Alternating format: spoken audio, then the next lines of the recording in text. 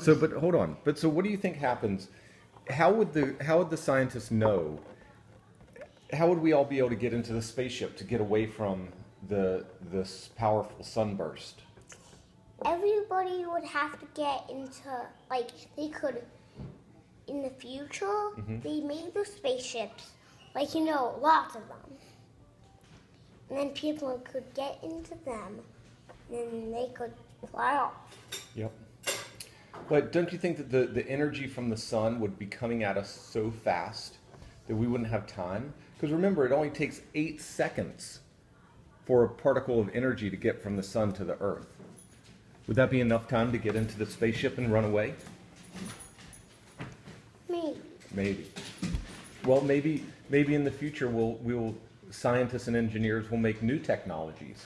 But if here's the planet Earth, they could go bam. But this is another picture. So they could just go bam, and then the sun would go bam with Earth. And then they would get away. Yeah, and then no people would get hurt. So. Right. But different people could go different ways. Well, but think about this also. If the people started to leave the Earth, and they're going in different ways, but this big powerful blast is going everywhere, right? I don't think there would be anywhere for people to run to. Because if that blast is so strong that it's piercing the magnetic shield, then if they were to take a rocket ship and go out this way or this way, the powerful sunburst would get them. But then they would have to, people could run out of the sun this way, and then... Where would they land? Maybe on Pluto. Do you think we could survive on Pluto? Maybe. Yeah, Pluto doesn't have an atmosphere. Doesn't have any oxygen. Doesn't have any water. And it's extremely cold. But the only place that we know that humans can live is on Earth. But, like, we could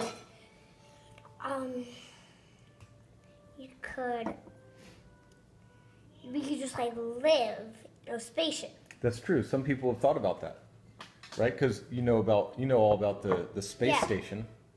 Yeah. Adelaide's not drinking that. And there's air in a spaceship. That's right. Because the air can get captured in a suction cup, just like octopuses have. So then you just trap the air really fast in, like, the spaceship, so you could have air to breathe. In the air you breathe, you just, like, send it right back out. So then it would be like the same amount of air. What do you mean you send it right back out? You breathe it in, then send it right back out. That's true, but did you know that that we breathe in oxygen and what we breathe out does not have oxygen in it? It has what's called carbon dioxide, which does not have oxygen. So what would happen after the humans on the spaceship breathe up all of the oxygen? They would just have to go back. They could put on spacesuits, because those have air in them. And then they could go really fast, how fast the rocket ship could go. And I'm going back out the sun, and then see how the Earth is doing. Yeah, that would work. Or they could maybe get these meteorites to send them right into between Earth and between the sun. Because they go really, really fast. Yep. Just like the sun does. Yep. And why would they send meteorites between the Earth and the sun? Because imagine if a gate slid between Earth in the sun. Mm-hmm. It would block all the energy Yep. from the sun. That'd have to be a pretty big gate. Yeah. Yeah. So then that's how they could sort of block it. Mm-hmm.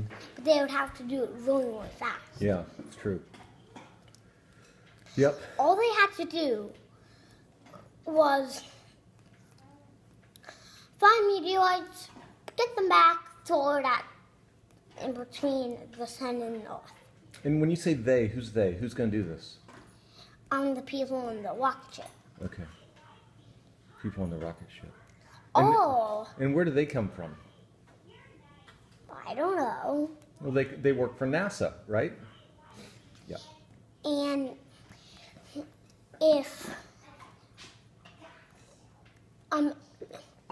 all of the people NASA knows could call a metal company the strongest metal company in the world to make the strongest metal. Oh, but then it would just melt it. So then it couldn't work. That's right. So they would have to use the meteorites. But some melt. Mm-hmm. So the other ones they would have to use. So then that's how they could stop getting the sun from the earth. You've got a lot of good ideas. But then, like, it could, which one's stronger, the meteorite or sun? Which do you think? Maybe. I don't know which one. So, it might be sun, it might be meteorite. Because they're both pretty big. Meteorites aren't that big. Meteorites are maybe the size of a car. But then Whereas the sun is the size of 1 million Earths. Finish that. Okay, then what you would do is to throw lots and lots of cars at the sun. Okay. And what would happen to those cars as they got close to the sun? Melt, but then it would sort of block it, like now they would force block it, but still sort of block it. Yeah. But then it would just be less. Yeah. But then you could just go like slump back to the earth. Mm-hmm. And the satellites could like be sort of moving around like tab. If the sun's trying to get them, they could like sort of zoom around. Oh, you can't get me, you can't get me. So then it would not get them. So that's why. What do you think, Buddy? Buddy doesn't have any science ideas. Buddy's not a scientist. You think you could be a scientist one day? Yeah. You've got to be good at math. Do you know that math is the language of science? You know, you were the other day, you were asking me whether or not it's important to do math. Well, if you ever want to be an astronaut, you got to be really good at math.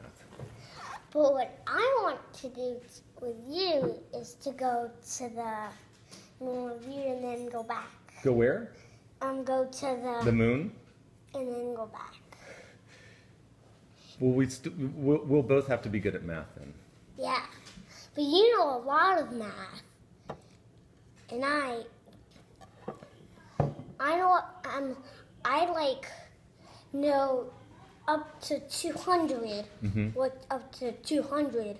But then I don't know some of the math problems. But I could still do 200 plus.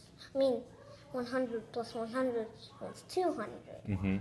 What's 200 plus 1? 300. No, that would be 200 plus 100. 200 plus 1.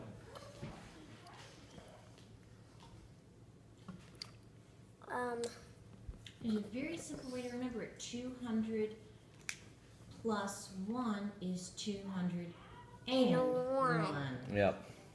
See, math's not that hard. You'll get it. Okay, say goodbye, video. Goodbye, video.